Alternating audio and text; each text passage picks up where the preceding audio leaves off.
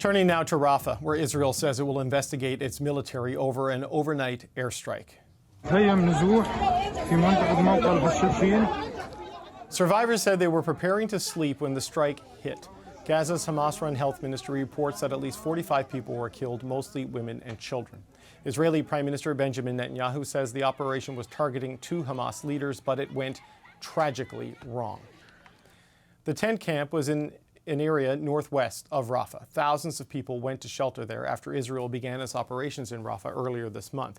But Israel says the strike wasn't in an official designated humanitarian zone. I'd like to warn our viewers that the footage we're about to show you is disturbing.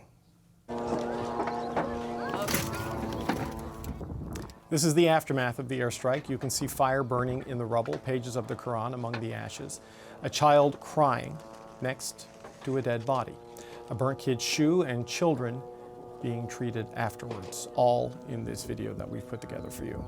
The airstrike has sparked global outrage and happened less than 3 days after the UN World Court ordered Israel to abandon its offensive in Rafah. It's difficult to find the words to describe the horror of what's going on in Rafah. Women and children were burned alive in tents. Even in times of wars, there are rules. And the images coming out of Rafah are horrific, heartbreaking. Our position has been clear on Rafah, and we've been saying it now for weeks. Palestinian civilians do not have any safe space to go. The killing of innocent civilians is completely unacceptable, and the decisions of the International Court of Justice are binding. Sam Rose is the Director of Planning for UNRWA, and he joins me now from Rafah. Sam Rose, it's good to speak with you again. Thanks, David. Happy to be on. I know the information on this is changing rather quickly, but I just wonder, what is the latest information you have on the events that happened over the last 24 hours? Absolutely. I mean, what we understand is that there were a series of strikes by Israel at about 9:30 last night on this tented camp. I heard them from where I am a couple of kilometers away, but it was only in the morning that we found out what had happened. Now, this is a tented camp in the vicinity of a large UNRWA installation. And what we understand is that the airstrikes have led to, I think we now estimate, or the Ministry of Health now estimates, 45 people have been killed and many more injured, predominantly women and children. And what we're hearing from people on the ground is that people died of the fire, and the fire, it's very windy right now in Gaza across the Middle East, but people also were died from shrapnel wounds and from munition injuries. Certainly the people reports being taken to hospitals were suffering from burns, but also from very bad shrapnel wounds. So it seems to have been a mixture of the two that led to such a high number of deaths. But of course, deaths of this magnitude are inevitable when there are strikes on an overcrowded, cramped, tented camp, which is essentially what happened. What is your understanding, Sam Rose, on whether or not this was in a humanitarian safe zone? We saw some reports saying it was, and then some further reports saying it wasn't necessarily inside the humanitarian areas where Israel was telling people to go. What is your best understanding of the status of this area where this strike happened? My understanding is that it's not in a declared safe zone by Israel, but nor is it in an evacuation area. And David, I don't know if you've tried or if your colleagues have tried, but it's very difficult to decipher these maps to understand what is where and which areas fit in which zones. And I say that as a privileged member of the international community who has access to fast internet. Certainly people living in tents have no ability whatsoever to ascertain this, but it was not, categorically was not in an evacuation zone. And this is an area where people have been forced to flee to, have been told is safe by the Israeli authorities. So no reason for them not to be in this area. Okay, and what is your understanding in terms of how exactly it happened? Because Israel says it was targeting a Hamas outpost of some sort, targeting 2 Hamas leaders there. And there are some unnamed Israeli officials quoted in places like the New York Times saying that the attack ignited flammable substances of some sort there, and that's what caused this conflagration that went through the tent city and killed a lot of people. What is your understanding of exactly how it played out? I mean, I can't say how exactly it played out, but you don't have to be a military expert to understand that if you drop missiles in an area such as this, there will be multitudes of civilian casualties. This is what we have sadly warned of throughout the conflict. It gives us no pleasure to say we've been proven right, but regardless of what they say and who they were targeting, it's led to untold numbers of civilian casualties, largely women and children who in no way deserve this. And these are already vulnerable, extremely vulnerable populations who've witnessed the most indescribable brutality over the past 7 or 8 months.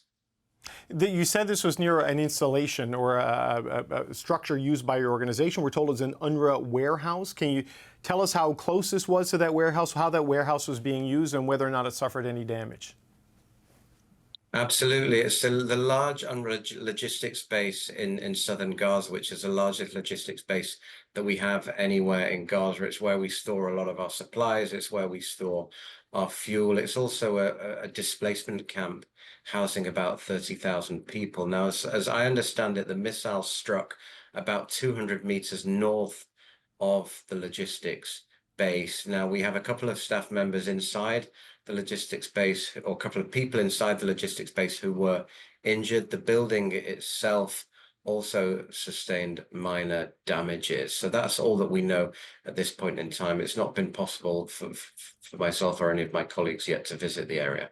Well, one of the other things we've heard, Sam Rose, is that UNRWA has had a difficult time reaching some of its employees who may have been in the vicinity at the time. Do you have an update on that situation? Have you been able to reach your people who were in that area? And I know when we last spoke, you'd lost well over 100 colleagues. Have you heard any news on that front today? No, I mean, communications have been extremely bad in Rafah across Gaza today. We were able to get in touch with colleagues at about noon today, colleagues in our health center, which is about a kilometer away. We've not been able to verify the safety and the well-being of all UNRWA staff members, yet we have 13,000 staff members across the Gaza Strip, and given the magnitude of an event like this and the way in which casualties are recorded at the hospitals, it will take 2 or 3 days before we are able to ascertain whether any UNRWA staff were killed or badly injured. It was just a few days ago that the International Court of Justice ordered Israel to halt its operations in Rafah. Israel didn't do that. It says it was targeting Hamas leaders when this fire was triggered in the camp. And Prime Minister Netanyahu said today it went tragically wrong. What's your response to that acknowledgement from the Prime Minister? I mean, I think his precise words were a tragic mishap. And a mishap is something you say if you've double booked restaurants or you forgot to book a taxi. It's not an adequate, an appropriate, respectful description for a tragedy, a massacre, a horrific event of this magnitude. Do you think they're going to stop now? Do you think there will be a compliance with the ICJ order? It seems as though, based on the events of the past 24 hours, that I don't know if this outcome will change the trajectory of their actions, but it seems as if Israel is determined to keep pressing. How do you view it right now, Sam? I mean, it certainly feels that way. It feels like we continue to plumb new depths in this conflict, and it really requires the pressure of the member states who are able to influence the parties to the conflict to put on enough pressure and put an end to this war. It's already far too late for the 36,000 people who have died and the tens and tens of thousands of people who suffered lifelong injuries. We hope, but the past 8 months has told us that there are a few reasons to be optimistic that it will come to an end anytime soon. But we hope that this is enough of a wake-up call to the international community. If not, we'll just see more and more events of this nature, and the population will get closer and closer to an abyss.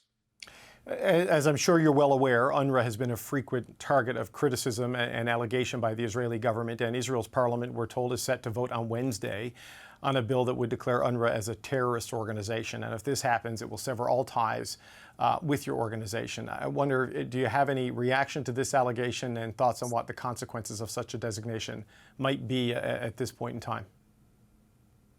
I mean, of course, we completely refute that allegation. We refute it on legal grounds, on moral grounds, and also it's critical that member states put pressure on Israel as well, because if this is how UNRWA is being designated inside the Gaza Strip, we are by far the largest humanitarian organization inside the Gaza Strip, then what does that mean for the safety and the security of our staff, including myself? So we are extremely concerned by this development, and it's something that we're watching very closely.